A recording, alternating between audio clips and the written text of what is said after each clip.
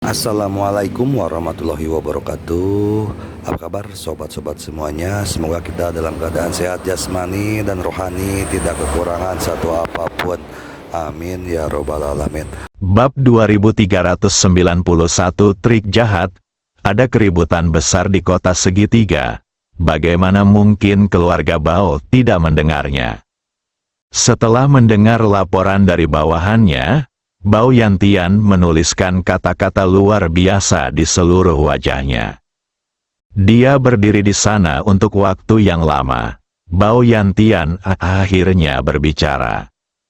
Dia berkata dengan keras, "Berani, sangat berani, segera hubungi komandan tentara bayaran. Saya ingin berbicara dengan mereka." Begitu dia selesai berbicara, orang lain bergegas masuk keluar pintu dengan cemas. Begitu pihak lain memasuki pintu, dia berteriak kepada Bao Yantian, "Sudah berakhir, bos." "Sudah berakhir?" Bao Yantian bertanya dengan dingin. "Katakan padaku, apa yang terjadi lagi?" Tangannya menyeka butiran keringat di dahinya. Dia tersedak dan berkata kepada Bao Yantian, "Bos, saya baru saja melihat tentara bayaran di depan bergegas ke arah kita dengan kecepatan kilat. Dan saya pikir setidaknya ada 3 hingga 5.000 orang yang mendengar ini." Mau tidak mau kakinya terasa lemas, dan dia langsung roboh di kursi di sebelahnya. Beberapa tulang punggung taman di depan mereka menghentakkan kaki dengan cemas. Salah satu dari mereka dengan cepat bertanya, "Bos, tolong katakan sesuatu. Apa yang akan kita lakukan sekarang? Apakah kita hanya akan melihat mereka mengambil taman kita?" Bao Yantian tentu saja tidak ingin mengambil apa yang akhirnya dia miliki dibangun. Taman itu diberikan kepada orang lain, dia mencoba menenangkan dirinya sebanyak mungkin. Matanya tertuju pada pria di depannya. "Menurutmu apa yang harus kita lakukan sekarang?" Kelompok tulang punggung ini hampir pingsan. Orang-orang dipukuli hingga ke depan pintu rumah mereka. "Sekarang bos, saya tidak tahu harus berbuat apa.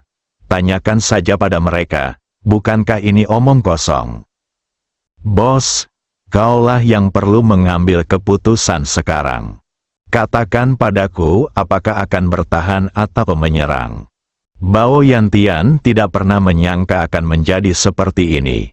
Sebelum itu, mereka sudah bertemu dengan beberapa personel penting kerajaan Gajah Putih, yang menegaskan bahwa selama mereka bisa memberikan pendapatan pajak yang cukup kepada departemen setempat sesuai dengan peraturan kerajaan Gajah Putih, mereka bisa menutup mata terhadap hal tersebut. Masalah ini, tapi tidak seperti sekarang, 2 taman di Triangle City musnah. Tidak apa-apa jika kerajaan Baik Siang tidak mengirim siapapun untuk membantu mereka. Bahkan tentara bayaran di sini akan datang menyerang mereka. "Serang, pukul aku, keluarkan semua senjata di taman kita, atau kita akan melawan bajingan ini dengan putus asa." Bao Yantian memberi perintah.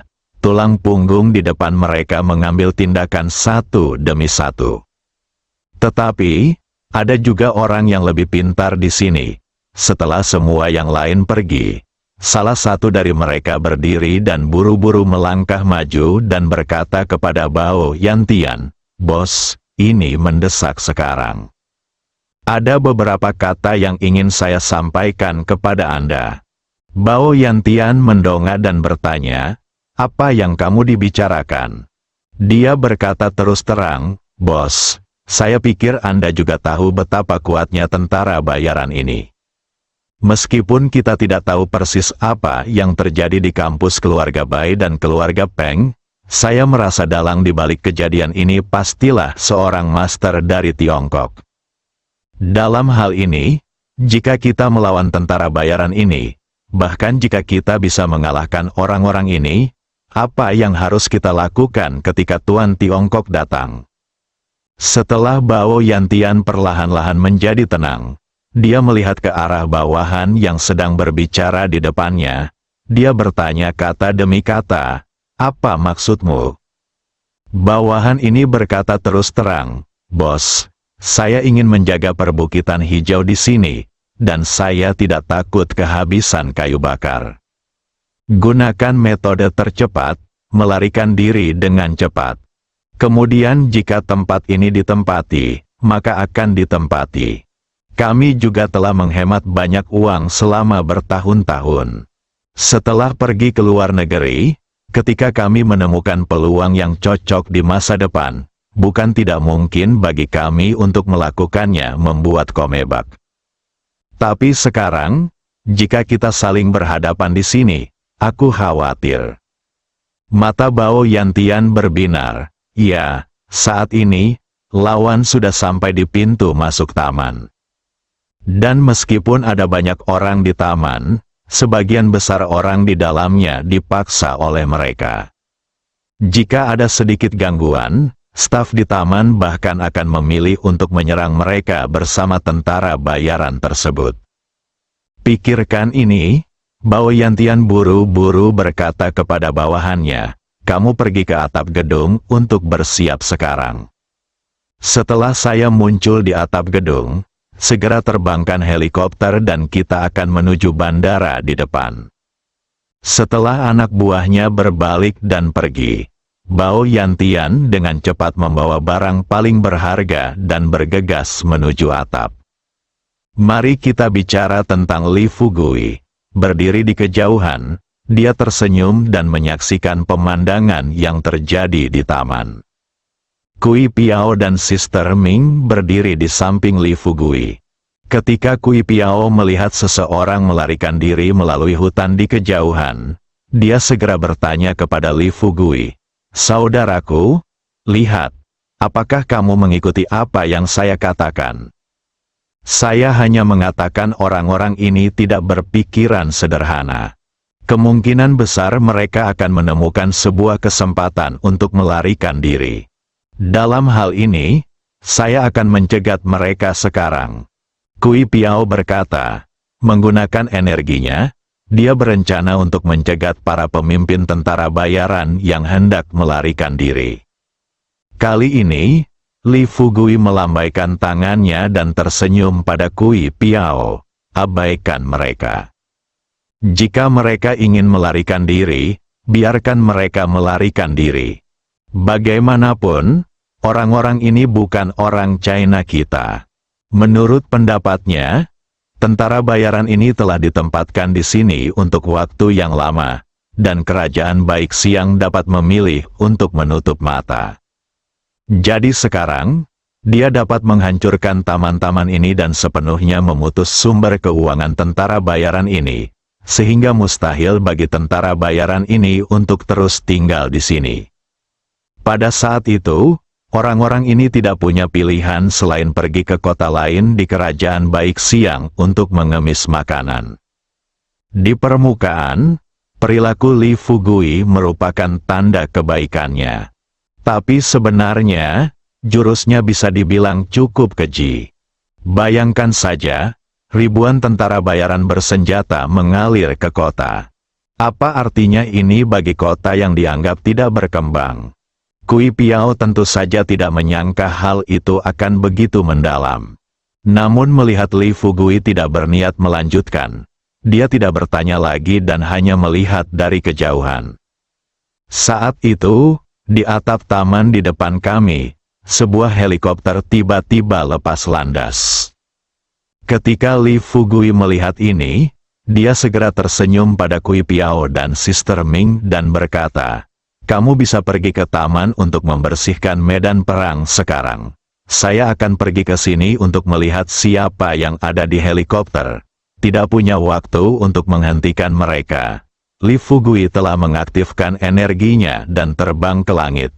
Menyaksikan Li Fugui terbang menjauh, Kui Piao tersenyum pada Saudari Ming dan berkata, "Saudari Ming, beritahu saya, siapa yang pergi ke sana?"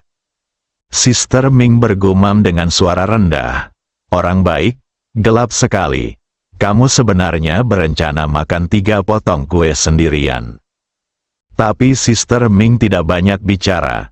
Lagi pula, dialah yang mengusulkan perjalanan ke kota segitiga ini. Sekarang Li Fugui telah sepenuhnya menghancurkan kota segitiga sesuai keinginannya. Dia tidak bisa menghentikan orang lain untuk mendapatkan keuntungan selama perjalanannya. Bukan. Katakan lagi, jika Li Fugui tidak menyerahkan uang ini ke tangannya sendiri, maka uang itu akan jatuh ke tangan orang lain. Mari kita bicara tentang Bao Yantian. Duduk di helikopter dan melihat jarak dari taman semakin jauh, dia patah hati. Tapi tidak ada yang bisa dia lakukan. Tepat ketika dia memikirkan kapan harus kembali, menyelidiki apa yang terjadi, dan kemudian kembali.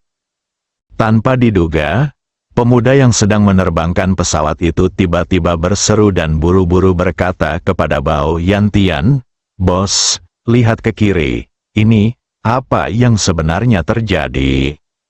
Melihat keluar jendela helikopter, awalnya, dia hanya melihat sosok hitam semakin mendekat ke helikopter. Dia masih penasaran dengan benda apa itu. Namun saat lawan meraih pintu helikopter dalam sekejap mata, Bao Yantian berseru dan buru-buru berteriak, "Cepat, cepat." Pemuda itu bingung dan buru-buru bertanya, "Bos, ada apa? Apa yang terjadi? Apa yang terjadi?" Bao Yantian berkata dengan tergesa-gesa, "Ada seseorang, ayo, ada seseorang di luar." Sopir itu terkejut, memalingkan kepalanya, sudut matanya tertuju pada Li Fugui, yang sedang melambai kepada mereka di pintu kabin. Pemuda itu tidak bisa menahan diri untuk tidak berteriak kaget. Bao Yantian sedang terburu-buru dan segera mengeluarkan pistol yang dibawanya. Namun, sebelumnya dia bisa menembak Li Fugui. Li Fugui dengan paksa membuka palka. Lalu dia melemparkan palka ke bawah. Kemudian dia datang untuk duduk di sebelah Bao Yantian. Lalu melepas penutup telinga orang lain, tertawa keras pada Bao Yantian dan berkata, "Haha, Tuan Bao, saya tidak menyangka Anda bisa melarikan diri dengan helikopter. Benar-benar mengejutkan." Bao Yantian menarik napas dalam-dalam. Dia memandang Li Fugui dan bertanya dengan tergesa-gesa, "Kamu, siapa kamu?" Li Fugui berkata sambil tersenyum, "Tidak peduli siapa aku. Yang penting sekarang adalah, bagaimana kalian berdua berencana untuk mati." Bao Yantian sudah mengatakan ketakutan. Tubuhnya gemetar seperti saringan. Matanya dipenuhi dengan kata ketakutan. Lalu dia buru-buru bertanya pada Li Fugui, "Apa katamu? Apa maksudmu? Aku belum pernah berdosa padamu sebelumnya, kan? Kenapa kamu melakukan ini padaku?" Li Fugui menjawab sambil tersenyum, "Memang Anda belum pernah berdosa terhadap saya sebelumnya. Namun masalahnya Anda telah menyinggung banyak orang di Tiongkok. Itu terlalu berlebihan." Saat dia berbicara, Li Fugui berteriak kepada pilot, "Apakah Anda akan mencari tempat untuk mendarat, atau Anda akan membiarkan saya keluar sekarang dan menembakkan beberapa tembakan ke tangki bahan bakar Anda helikopter?" Pilotnya sama dengan Bao Yantian, hanyalah orang biasa, mereka bukan kultivator, dan mereka tidak memahami kekuatan pejuang. Pada saat ini, dalam pandangan mereka, Li Fugui adalah inkarnasi dewa kematian. Melarikan diri dari orang ini, tampaknya mustahil. Ingin bertahan hidup, satu-satunya pilihan sekarang adalah melakukan apa yang dikatakan Li Fugui. "Saya mendarat, harap tunggu sementara saya memilih tempat," pilot berteriak keras. Li Fugui mengangguk. Kemudian dia mengarahkan pandangannya ke brankas di sebelah Bao Yantian. "Tuan Bao, saya tidak menyangka Anda akan membawa banyak barang saat Anda pergi kali ini." Ketika Bao Yantian mendengar ini, dia mendapat inspirasi dan buru-buru berteriak kepada Li Fugui, "Adik kecil ini, saya bisa pastikan kamu adalah dewa. Orang biasa, katakan saja padaku berapa banyak uang yang kamu inginkan dan hal baik apa yang kamu inginkan. Jangan khawatir, selama itu masih dalam kemampuanku, aku berjanji akan membantumu melakukannya. Aku hanya memintamu untuk memaafkanku hari ini, adikku. Li Fugui tersenyum dan melambaikan tangannya. Jangan khawatir, aku ingin lebih banyak hal. Suara di helikopter sekarang terlalu keras, agak terlalu berisik. Mendarat nanti. Ayo cari tempat yang tenang dan ngobrol baik-baik. Jantung Bao Yantian tiba-tiba naik ke tenggorokannya. Dia menjilat bibirnya yang kering, penuh ketakutan akan hal yang tidak diketahui. Sebentar, pilot mendaratkan helikopter di lereng bukit yang relatif datar. Tunggu 3 orang turun dari helikopter. Li Fugui menatap Bao Yantian dan tersenyum padanya. Bisakah kamu membuka brankas sekarang dan biarkan aku melihatnya? Li Fugui melihat dengan jelas bahwa selain beberapa kartu bank, ada juga sesuatu yang terbungkus kain merah di dalam brankas. Lihat ini, Li Fugui memimpin dalam mengambil barang-barang yang dibungkus kain merah. Saya menimbangnya di tangan saya dan menyadari bahwa itu cukup berat. Giok, Li Fugui bertanya. Wajah Bao Yantian pucat dan matanya tertuju pada apa yang ada di tangan Li Fugui. Setelah beberapa detik, dia buru-buru membungkuk untuk mengambil kartu bank di brankas, dan menyerahkannya kepada Li Fugui satu persatu sambil terus berkata, "Adik, benda yang ada di tanganmu hanyalah sebuah karya seni. Lihatlah kartu bank di tanganku. Setidaknya ada beberapa ratus juta di setiap kartu. Jika kamu mau, aku bisa memberikan semua uangku sekarang." Li Fugui mendengarkan, tapi di dalam hatinya, dia telah mengetahui pikiran Bao Yantian melalui keterampilan nyanyiannya. Ketika dia mengetahui batu apa yang ada di tangannya, pupil mata Li Fugui membesar. Detak jantungnya semakin cepat. Tetapi, di depan Bao Yantian, Li Fugui berusaha sekuat tenaga untuk tampil relatif tenang. "Tuan Bao, lihat apa yang Anda katakan. Meskipun itu sebuah karya seni, menurut saya benda ini cukup menarik. Transfer uangnya ke saya dulu. Ingat, transfer semua uang Anda, tidak hanya uang di kartu bank ini, tapi juga uang yang Anda miliki di bank asing, ke kartu saya. Biarkan saya melihat dulu seperti apa karya seni yang Anda bicarakan." Saat dia berbicara, Li Fugui perlahan berjongkok dan dengan hati-hati mengangkat kain merah lapis demi lapis. Tunggu sampai dia melihat dengan jelas penampakan batu giok di tangannya, lalu membaliknya dan melihat emas di sudut segel besar. Li Fugui merasa napasnya terhenti. Lihatlah Bao Yantian lagi. Wajahnya pucat, dan ketika dia berjongkok di sampingnya dan terus-menerus mentransfer uang ke Li Fugui, dia diam-diam mengamati ekspresi wajah Li Fugui dengan matanya. Setelah mengamati sedikit perubahan ekspresi wajah Li Fugui, Bao Yantian menjelaskan lagi. "Benda ini diberikan kepadaku oleh seorang teman untuk bersenang-senang. Lihat, tidak ada kata-kata di bawahnya, hanya beberapa gambar burung dan serangga." Li Fugui dengan lembut membalik segel gioknya. Dia dapat dengan jelas melihat 8 karakter yang terukir dalam skrip segel burung dan serangga di bawah. Menerima perintah dari surga, dan hidup selamanya. Saat ini, pikiran Li Fugui mulai berdengung. Dia menutup matanya, mulailah berpikir keras. Tampaknya ketika dia menghabiskan 3 hari mempelajari buku-buku kuno di Gua Lingsu, ada sebuah buku kuno yang tampak seperti segel giok ini. Bersambung.